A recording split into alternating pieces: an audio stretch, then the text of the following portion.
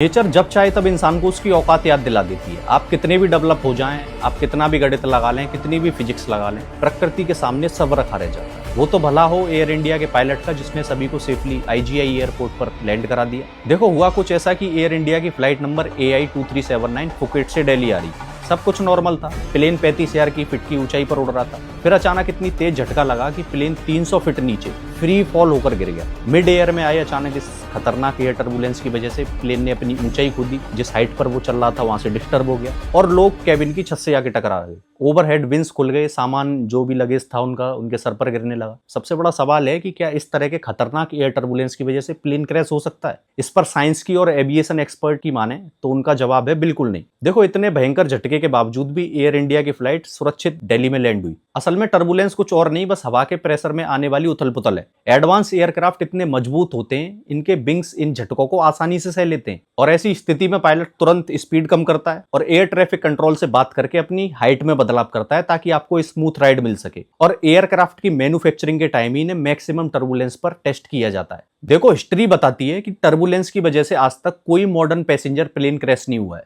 तो फिर आप सोच रहे होंगे फुकेट और दिल्ली वाली फ्लाइट में 17 लोग इंजर्ड कैसे हो गए? क्योंकि उन्होंने सीट बेल्ट नहीं बांध रखी थी। और जब हवा में अचानक 300 फीट का फ्री फॉल होता है तो बिना सीट बेल्ट के बैठे पैसेंजर बॉल की तरह उछलकर छत में टकरा जाते हैं, जिसमें 13 पैसेंजर और 4 केबिन क्रू समेत 17 लोग इंजर्ड हुए। देखो आप चाहे कार में हो या प्लेन में हो, सीट बेल्ट दोनों ही जगह आपकी जान बचाती है और दोनों ही जगह बेहद जरूरी है। ये रील उसे जरूर शेयर करना जो हवाबाजी के चक्कर में सीट बेल्ट नहीं लगाता है। शायद